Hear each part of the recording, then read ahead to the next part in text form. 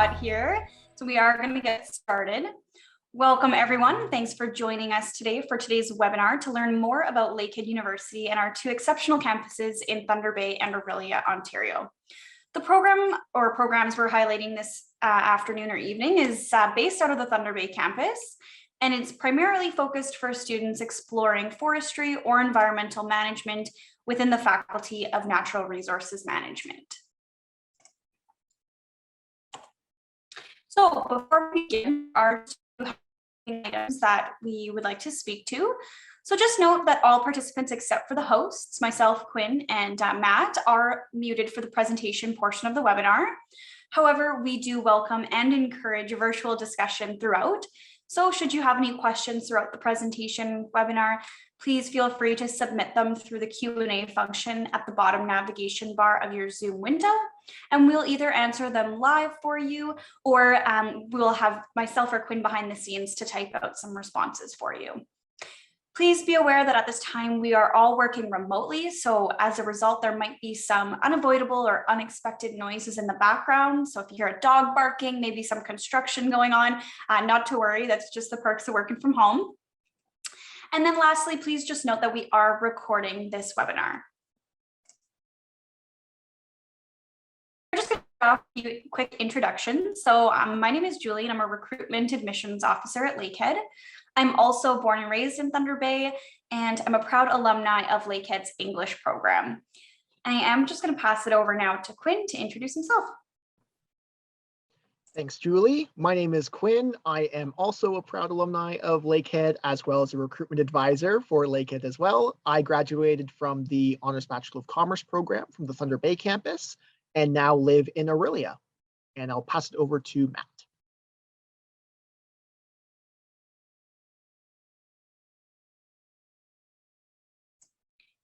Sorry, Matt, you just have to unmute yourself. Okay, I am Dr. Matt Leach. I'm in the Faculty of Natural Resources Management and also the chair of the program. I'm a professor of wood science and forest products, and I reside in just outside Thunder Bay, but work at the main Thunder Bay campus.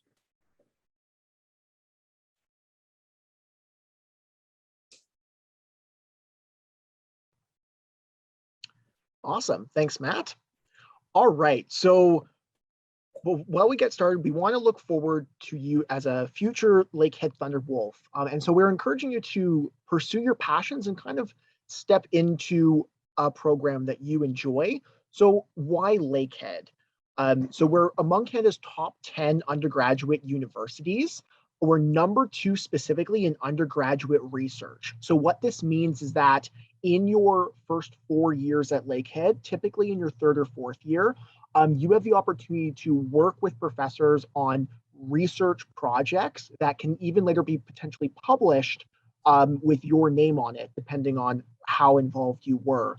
And so this can really help get exposure to the field.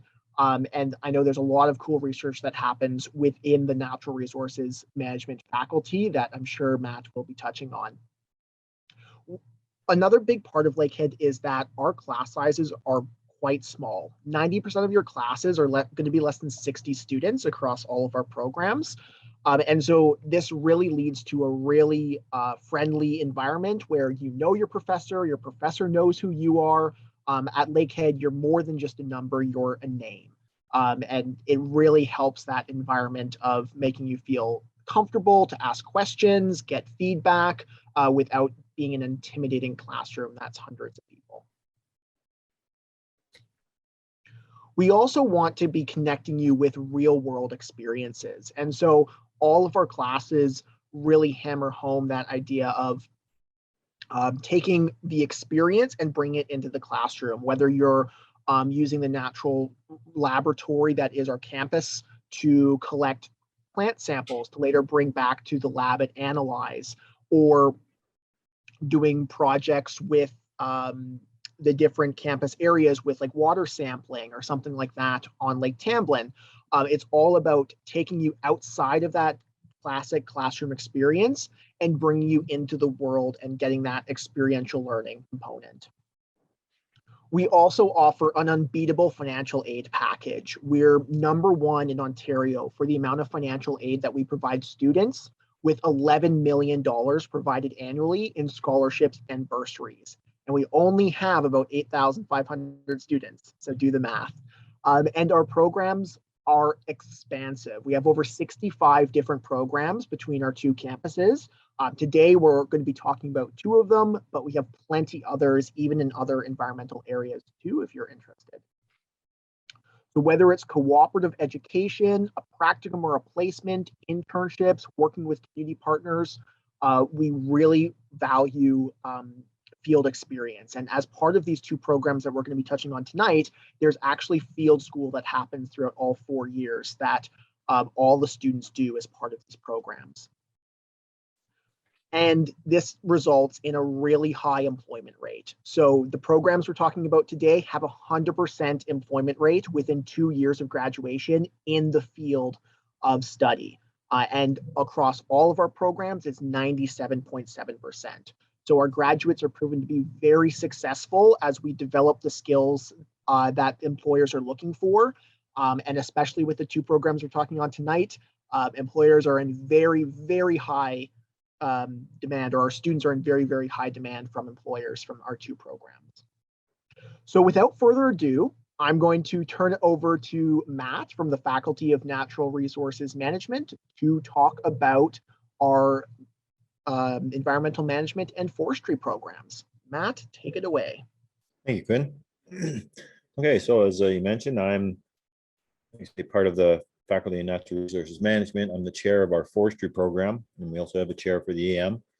And as we go through some of these slides, we're going to see some different things, but we're essentially a program that offers education in natural resources. So we're mostly, obviously, have a heavy influence in our program on forestry, but also on the environmental side, it has to do with all resources. So we have dealings with mines, with water, agriculture, these sorts of things.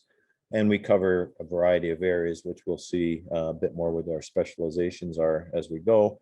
But one of the things we do pride ourselves on is, as was mentioned, from our undergrad, we have 100% employment at graduation, and our students get really good jobs in the summer. Many come out debt-free because the salaries that they earn in the summer are usually quite good. And then we're also quite proud, like Lakehead is very big on experiential learning, and we're a faculty that really hits home with that. We're obviously, being natural resources, we have a lot of labs in our coursework.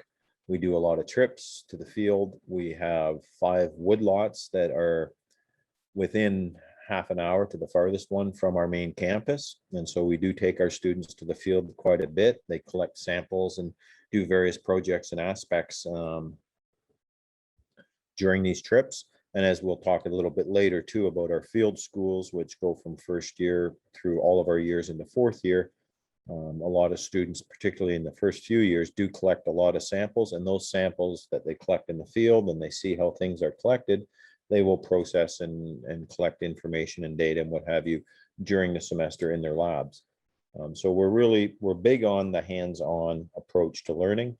We obviously have classes and teach all of that as well, but we do pride ourselves on the fact that we have a lot of hands-on learning. We have excellent facilities, research facilities that our students get access to. We are a fairly small faculty on Lakehead's campus, one of the smallest ones, which we see as an advantage to us. We have a good number of students. Our class sizes in first year can be large, like a lot of programs within our program. They're not that bad. In upper years, they have 20 to 30 students in a class, sometimes a bit more, sometimes a bit less. My advanced electives, I can have 10 students. Some of them I'll have 5, some of them I'll have a few, and we still run them because they're advanced electives. They're part of our program system whereby students can select, if they pick one of our specializations, they select electives that they're interested in. So I have some classes where it's one-on-one, literally. And so that approach is handy. We're also very pretty laid back, if you will, faculty, in that we have an open door policy. You don't have to, you can, but you don't have to book a time to come see a professor. If you're walking down the hallway and our doors open and we're in there, you can stop and talk to us anytime. If we're not in our offices, obviously we're probably in class or meetings or stuff, so we're not available then. But we're available through email, in person, and even our cell phones. I mean, all the students have my cell phone number. They have our deans. Our dean, he's available literally 24/7. And as he always jokes, not if, at the dog ate your assignment, he doesn't want to hear about that at 3 a.m. But if you're having a problem or an issue, you can contact him any time of the day and he will answer his phone. So we like to, stress the fact that we do take care of our students, and we're, again, being a small faculty, it's quite easy for us to do this. Students refer to us. My name's Matthew. Everyone calls me Matt. Students, the president of the university, everybody calls me Matt. So we don't have to go by doctor, professor, anything like that. We find it's a little bit more easy sort of atmosphere if it's more like that, more personal. So again, that's some things that we pride ourselves on, and the fact that we do a lot of really neat things, which I'll get into as we go through some of the slides here. So, and Quinn, if we want to move through slides, or do you want me to say anything else in particular at this point, or we? No, that's great. Thanks. We can keep advancing. Okay. So one of the two programs we have is the Honors Bachelor of Environmental Management. And again, as it says here, it's to reach a balance between ecological stability, sustainability, economic viability, and societal acceptance of prescribed land use. And within this side, and we'll show this a bit later, but we have, the way our programs run, we have the forestry and the environmental management programs. Our first 2 years are common, and then in third year, you declare which side of the program you want to be in. And then within each side, so in the environmental management, we have 3 streams: fish and wildlife management, land use, and sustainability. So you can pick whichever one. There's commonality between the streams. So just to ensure our accreditations and our students get everything they need. But then within each one, there are some particular courses relating to the stream, and in particular, electives that you can take that allow you to more focus an area that you might be interested in. Both streams also do work a lot with one another. We try to encourage the fact that some students want to be foresters and others want to be environmental. I always tell the students that understand what the others are doing, because when you're graduated, you're going to be working with them. So the more you understand about their side of things, the better managers you're going to be, and the easier your job is going to be if you can get along with everybody, obviously. So I think the next one is the forestry one. Then I can.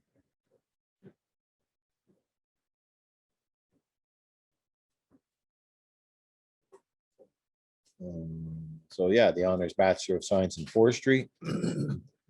Again, being located in the middle of the boreal forest where we are gives us a good advantage as far as the bush or the woods is literally a couple minutes from the university. And we have lots of private land up here. We have our own wood lots. Some of them we just have them and we maintain them. Other ones we manage for production. And then we also have a lot of industrial land up here. So we work with all groups, NGOs, environmental groups, and in industry.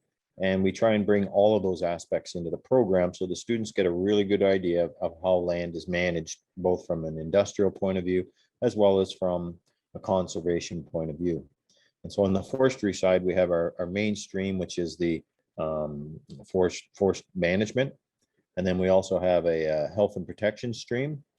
And then the last one is forest products and marketing. And I'm a wood science and forest products professor, and I manage the third stream.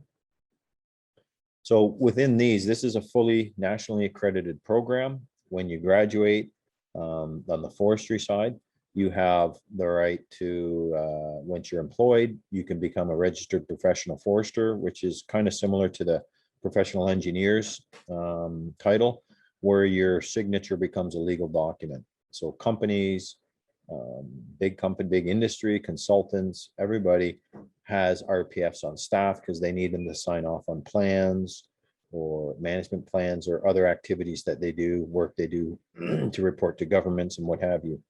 So when you graduate, you'll get a ring like an engineer does, and that ring has, in my days, it has a spruce tree on it with the head of the top of the tree pointing out and the roots pointing towards your hands, showing that you're growing as you go through your career.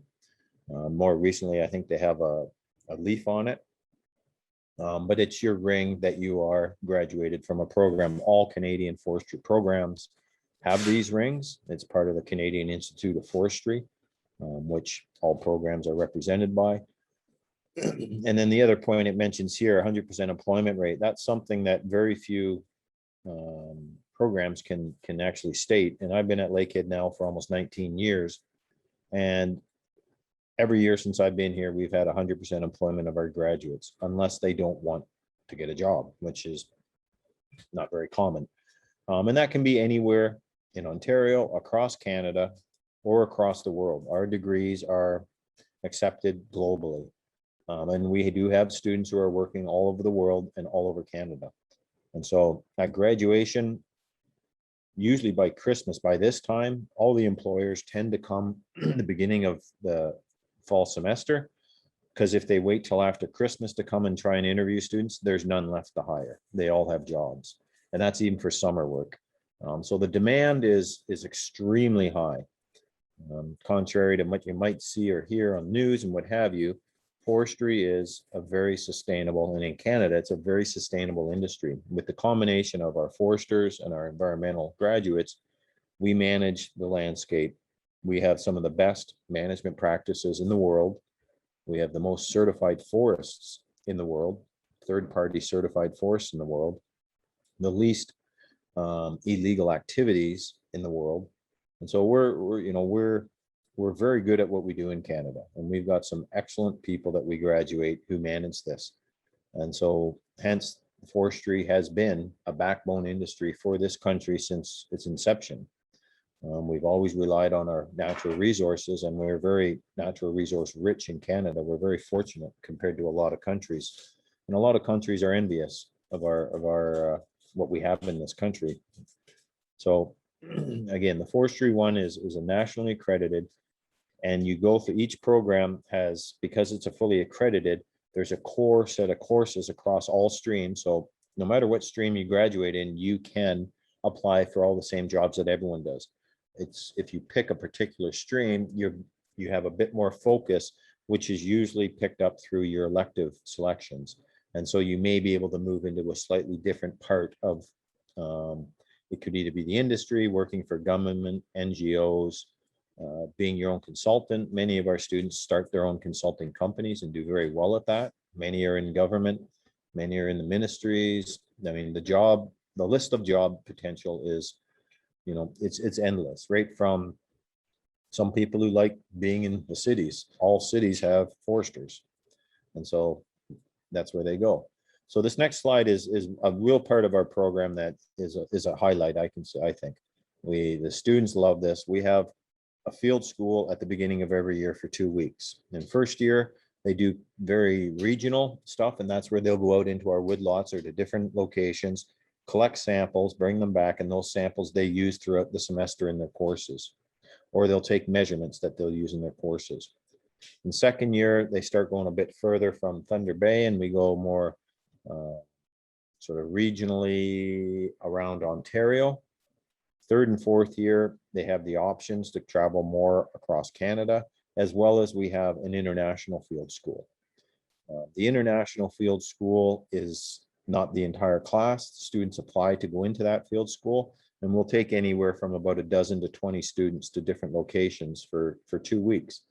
And we've been to, as it mentions here, we've been well, I've taken students to most of all of these places, to India, South Africa, Finland, Sweden, China, Ecuador, Croatia, Czech Republic, Estonia, Scotland, we went on the last time we were allowed to. The next trip we're planning is very likely going to be in the fall, and that'll be to West Africa and Ghana, where our faculty has, or I have representing our faculty, 5 different collaborative groups that we work with there, 3 universities plus their research group and their main forestry commission group. And we'll be doing research and exchanges with students and faculty and staff and stuff like that going forward. So that's very exciting, and the students get quite excited. And when we do these trips, we bring both forestry and environmental side students, and we cover everything we possibly can in these countries. So it gives our students an idea of what the rest of the world is doing with their resources and how that compares to what we do in Canada. So we do look at everything from industrial forestry to small consultancies, to wildlife management, to policy, to government regulations, to environmental groups, to other NGOs, everything we can show them in a trip. And we tend to get in buses and we travel around the country. So we don't stay in one place. And I mean, we're there for 2 weeks, and typically it's Monday to Friday. On the weekends that we're there, we don't ask people to, take their time on weekends to show us around and amuse us. So we tend to do fun things. We'll, when we were in South Africa, all the students saw people surfing in the Indian Ocean and thought, well, that might be cool. So one day I took all our students and we got an instructor and we all went surfing. Other times when we were again in South Africa, another day we went on a safari, because a lot of the students wanted to do that. So we do a lot of different things outside of just school. We do lots of fun things. In the evenings, we tend to go out and see what the nightlife is in the area that we're staying. So it's an educational experience, but it's a lot of fun. And a lot of our students have gotten the bug for travel once they've done this once. I mean, I talked to students who have gone to, say, Sweden, which was 5 or 6 years ago, and they still talk about it. And they become very close. They're already friends because we're a small faculty. Students become friends across the years, but these trips and field schools really bring them together, and they make lifelong friendships. So it's a real highlight, and we've been given some nice endowments. So the students do pay a fee, but like when they went to South Africa, they paid an additional, on top of a field school pay, they paid for international. There's an additional fee, and it was $1,000. The money they paid for field school didn't even cover the airfare, but we have endowments given to us for this exact purpose, and we cover the rest. So that's accommodation, travel while we're there, and stuff like that. So it's a really sweet deal for students. And that goes the same for our regular field school. You pay a fee, and then we make up any shortfalls within the faculty. So we've made this commitment to this, and so we do it all the time. And like I say, it really it opens the eyes to a lot of students as how the rest of the world deals with their resources. And then they start to understand that in Canada, we're very good at what we do here. And a lot of people look to us for knowledge on how to manage. And which is, again, in Ghana, that is exactly what we're doing there. Is they want the technology and the knowledge that we have to help them with their resources, because in many of those countries, illegal logging, corruption has really run wild. And now that they're trying to get things under control, they need to find a way to fix things. And so that's where we're coming into play. So it's quite exciting, and our students will be able to take advantage of this. Like I say, next fall we'll be taking students to Ghana, probably 3rd and 4th year students, and then potentially after that they can be doing grad studies, which will include Ghana, or exchange programs and stuff like that. So, and we also do that. We have had students in many Scandinavian countries, in Australia, for semesters where they go for a semester overseas. And international at Lakehead helps with a lot of this. They get credit for the courses they take when they're at schools overseas. And so it doesn't add to their length of time at university. They pay their home tuition, and then they go to an international location to go to school for a semester. So there's lots of opportunities for that here. And then when you get to your final year, everybody does a final year thesis. And that allows you to do a research project in an area that you're particularly interested. You work with a supervisor, which is a professor, and you research a project throughout the year and submit it at the end of the year, where we have a big symposium and a big sort of get together party to celebrate everyone's completing their degrees and their final project, their capstone course, which is our undergrad thesis. So I think that's about everything I can say on that particular slide. And then this, again, just sort of covers what I mentioned before. The years 1 and 2 are a common years. So everybody takes those courses. They're sort of basic, the underlying factual courses that you need to move forward. And then years 3 and 4, you go to either environmental management or forestry. And again, on the environmental management side, there's a wealth of courses. There's a few mentioned here.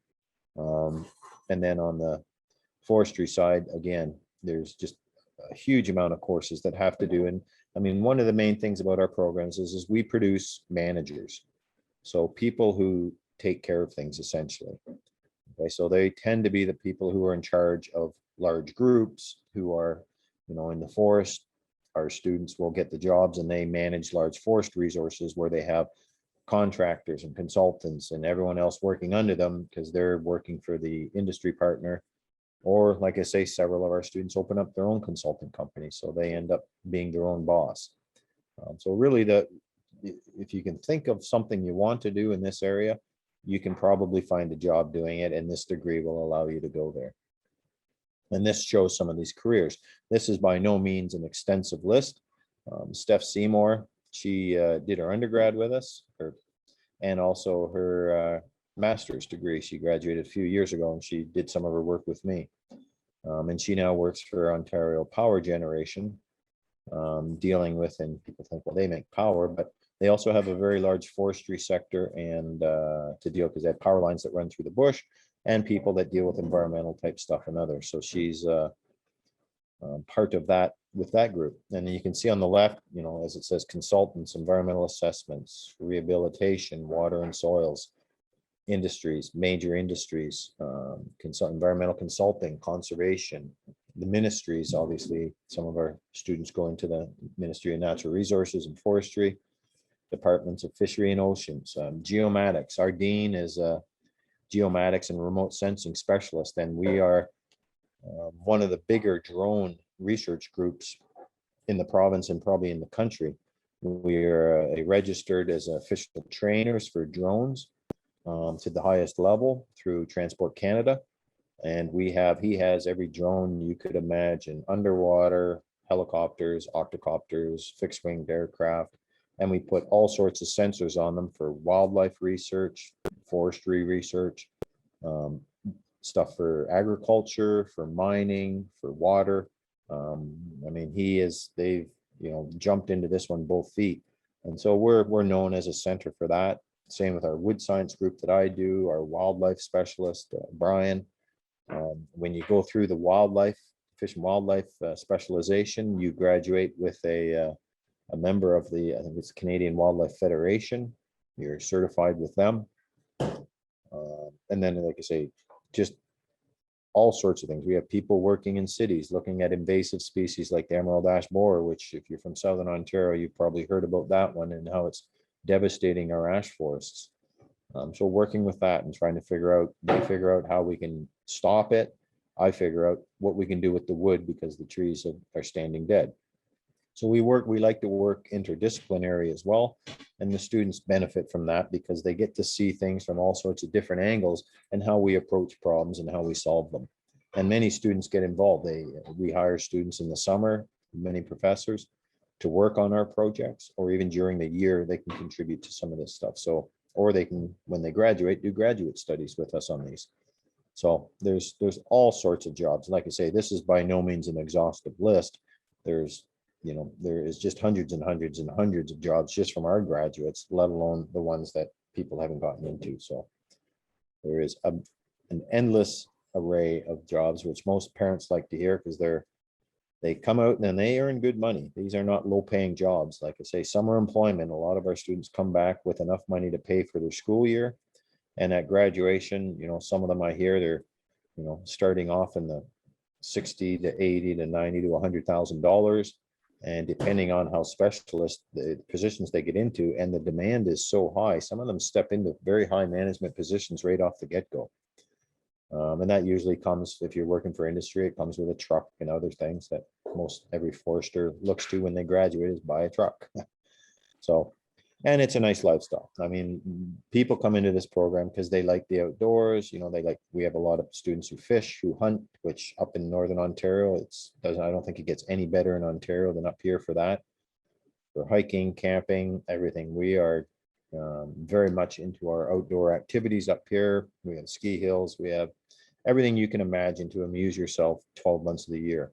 As long as you like the outdoors, this is definitely a place to be. So Matt, in terms of summer jobs, and you said that students often get some high paying jobs and they're able to afford their education through these summer positions.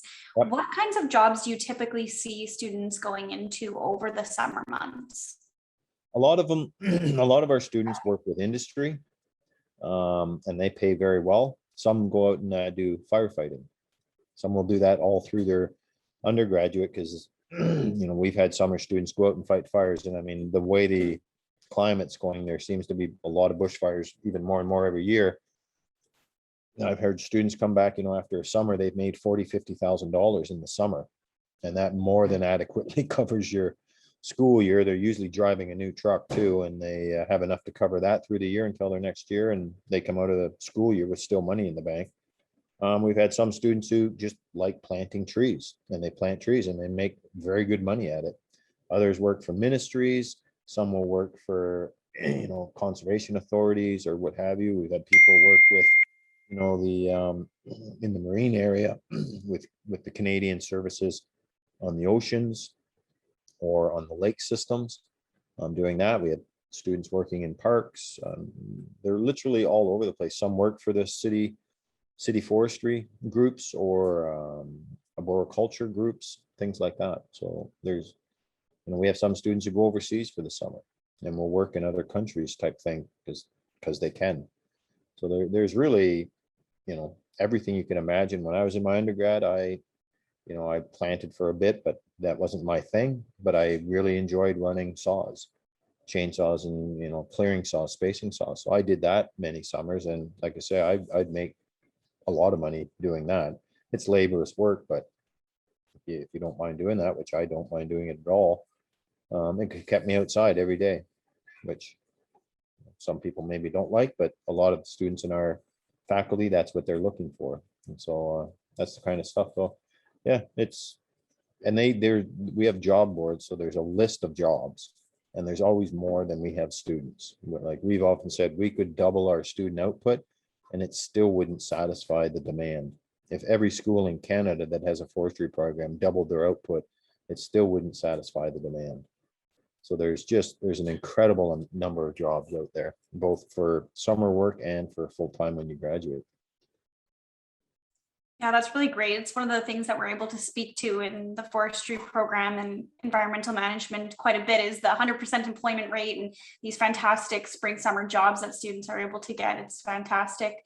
I don't see any questions right now in the Q&A. So if anybody's got something that they're thinking about and they want to ask Matt, feel free to pop it in the chat now. This is a really great opportunity to get your questions answered by our faculty member here tonight. But just to add another question in here, I do know that the NRM programs have co-op opportunities in each of them. So can you speak to a little bit about the co-op options that students have and what they've done before, and if it's something that you'd recommend? Yeah, I think we must be thinking the same, because I was just about to mention, I forgot to mention, we have a co-op. I'm actually the lead for our co-op in our faculty. And yeah, it's not hugely taken up by students because of the fact that there's so many jobs. The students who tend to go into the co-op, some start with it, but then they drop when they realize they don't really need help finding jobs, because there's so many there. They can actually, like a student this year said to me, he says, Matt, he says, you have any advice for me? He says, I've got 4 job offers. I'm not sure which one I should take. I mean, that's a problem I think everybody would like, is which job should I accept? But the ones who have gone through the co-op, the main reason is that, summer employment's for 4 months. Whereas we've had students who worked for certain industries or for like Hydro One in their forestry department, and they wanted them to stay on for an 8-month term or even a 12-month term. And so through the co-op, you stay as a student, but you get that term and you go earn work for them. And it means the employer is happy and they're putting a bit more work than they might put on a summer worker. And at the end of it, the student writes a report and the employer writes a report. And yeah, and a lot of the times, the ones who are in co-op, they tend to do more than. My dog's walking by and about to unplug my computer. They tend to do more longer term work terms than the regular summer. Otherwise, like I say, there's never an issue for students finding work in the summer. But we have had, it's not as many as so many other programs maybe, but we have had students come through it because of that exact reason. They've found some employment and the employers want them to stay for, say, till Christmas. And so they will work until then. And then we've had one who went for, one summer to one summer, a full year. And then the 4 months again until he came back in September. And then when he graduated, they hired him on full time in a very good position. So that tends to be more when the co-op is used, but it's available, and some students will sign into it just because they feel it's more security, and then they realize that the jobs are there, so maybe they don't need to be in the co-op, but it's there and it's an option, and it's like I say, for several students it works very well. That's awesome. So in terms of coming to Lakehead, do students need to bring anything with them, any certifications or things like that they should be thinking about prior to coming to our NRM programs? Not really. I mean, through the program, you have the options. Like, we do want, before you graduate, everyone has to have their first aid, because it's very useful in this profession. So in the 4 years, you need to get your first aid, and all that's required is you show your ticket that you get to our front office, and then it goes onto your transcript and into your student audit. We have other things, like you can get your drone pilot's license through us. We have other things like chainsaw licenses. We do training and stuff like that for students when required, or if students want to do it, we will arrange it. But there's no particular certs or anything you need, just what the university requires of you to apply into our program. We also have a transfer program from college, so if any students on the line here are in college, if you do 2 years at a forest tech or an environmental tech program, and we have agreements with many across Canada, we have a program where you come into us in August for 1 month, you take a few extra courses, and then that allows you to step right into our 3rd year. And so in a 4-year period, you get your 2-year college degree, plus you get a university degree, which is a pretty sweet deal. I think, when I was back in the 80s, when I went to school, if that option was there, I may have taken it, because we find that the college gives really good practical hands-on experience with some of the more basic type things, and then they get the theoretical from us. But the employers really, really like those students as well, because of that college training that they have. So that's another option if there's people there who are in college, or if they're not sure and you want to go to college to test out if you like forestry or forest tech, and you file you do. We take probably anywhere from 20 to 40 students a year into our August program, which doesn't sound like a lot if you're talking engineer where they have 1,000 students, but in a small program like that, that's a significant increase to our class size in 3rd year. And all the students who do it absolutely love it. They come in, and I don't know that we've had any who haven't completed the university. So they make that transition into university quite well, and they blend in with the rest of the students. And again, we're a small program, so our students all get along from year 1 right to year 4. And so, the younger years get to hear what the upper years are doing, which gives them an idea about what specialization, the type of jobs they've been getting. And so we have some students think, I'm going to be a forester, and then they end up in the environmental, or some saying, I'm going to be an environmental, that's me. And then they end up in the foresters. So It's, and we find this approach works really well. And rather than starting right from year one, we have that combined first 2 years, and then you specialize after that. And it's been very successful for us and our students, as is shown by our employment rates and stuff, I think. Thanks so much, Matt. I actually have a question from a student who is a transfer student, and they were just wondering, how do the extra courses work during the summer with field school happening around the same time? So if you just touch on how that looks for a transfer student starting the program. Okay, so typically what happens is the transfers come at the beginning of August, and they do 4 weeks, and that brings them right too close to the end of August, which is about the time we start field school. Usually the last week of August. They're done before that, several days before that. And then field school starts the last couple days of August and goes into usually about the 8th or 9th of September. So our regular school starts about a week later than other programs because of our field school. So they don't overlap. They finish transition and then they can go right to field school. Awesome, thank you. That's a really great explanation for that. I don't see any further questions there in the Q&A unless Quinn does, but we will keep the Q&A there open. So if you have any questions as we go through these last few key notes for you, feel free to drop them in there, and we'll host another Q&A session at the end here. Is my email posted on this too? Can they see that? Well, I'll get Quinn to pop it in the chat for everybody. And if you have any questions after tonight, Matt would, I'm guessing, be open to any questions that you have through email. They can email me anytime. Awesome. Yeah, that's great. Thank you. So now that we've had the opportunity to explore the NRM programs, we just want to touch on some of the next steps in becoming a Lakehead Thunderbolt. So if you're a high school student here with us tonight, you'll want to take note of the application deadline, which is January the 13th. And I don't recommend leaving this until, January the 12th at 11:59 p.m. It does take a couple days for us to receive your application from the OUAC. So regardless of what programs you're applying to or what schools you're applying to, you're going to want to note that January 13th deadline and make sure you're on the ball for that. There's also just a couple bursary and scholarship deadlines listed there, but the most important one is that the application deadline. And while we can all talk to you all evening about how great campus is, the best way for you to experience Lakehead is to come and visit us for a campus tour. And I'm sure all of us would agree that as soon as you step foot on our campus, or even in Thunder Bay in general, you'll feel right at home and know that this is a place where you belong and you'd fit in.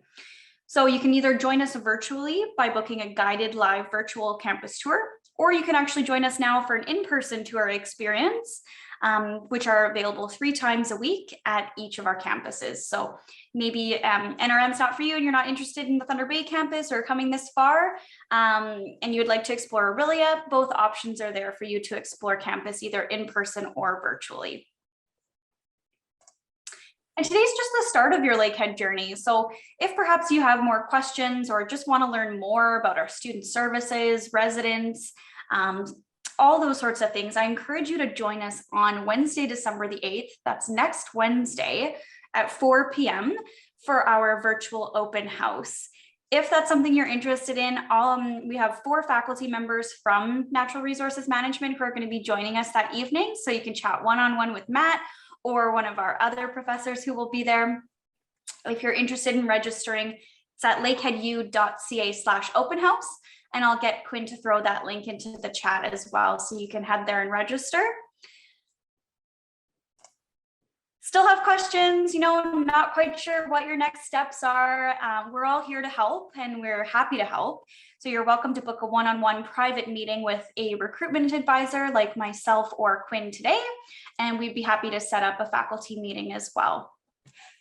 The other thing, Julie, one thing that's worth mentioning, we always say at the OUF in Toronto is, if your parents are concerned that you're too far away, some students don't mind the distance, but several of the airlines fly Thunder Bay to Toronto, and you can get a return trip for a couple $100, and it's about an hour and 40-minute flight. So it's a reasonable drive. And if you've never done it, it is a beautiful drive coming up along Superior, but it's also a very quick flight away right into Toronto, either to the island or to Pearson.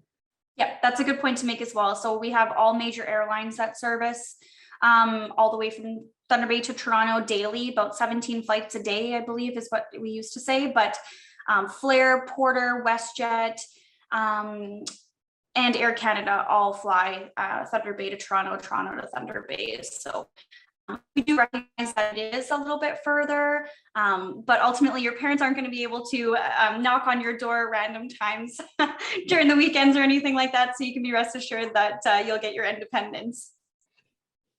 And follow us on social media. So we post all the time about what it's like to be a Lakehead Thunderwolf, share faculty stories, alumni stories, student stories. So it's a really great way to learn more about Lakehead. And I just want to take this time to thank everybody here tonight for exploring Lakehead and taking the time out of your evening to join us. And I also want to thank you, Matt, for joining us tonight and sharing what makes our NRM faculty so special. And one of the faculties that we love to chat about because it's so easy to chat about and give people information about.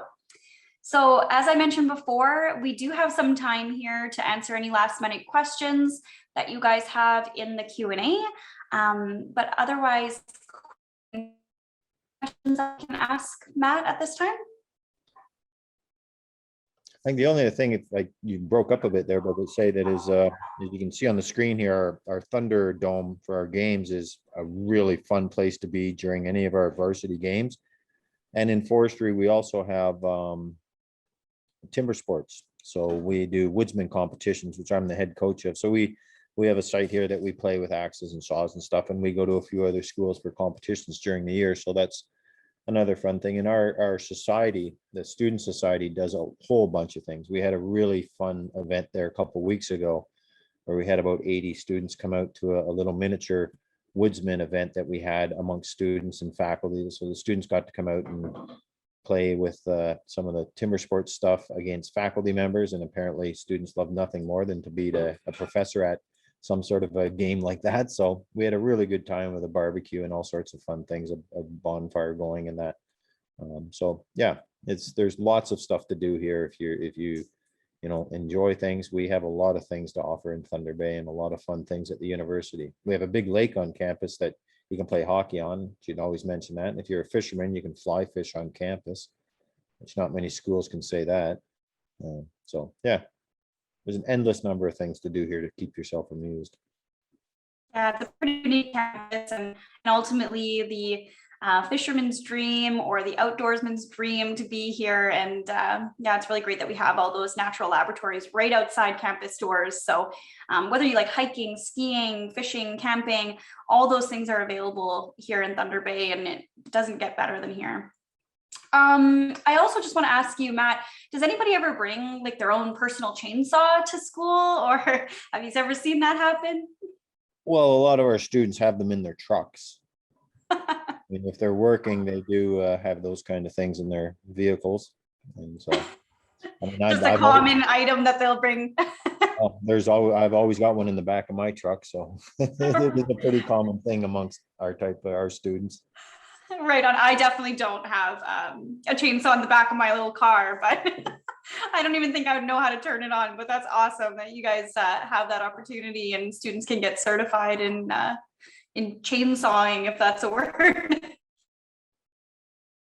Anyways, we'll wrap things up tonight. I don't see any other further questions in the Q&A, but you've got Matt's email there. You've got our contact information as well. So again, thank you so much for joining, and I hope you have a great evening. Chat soon. See ya.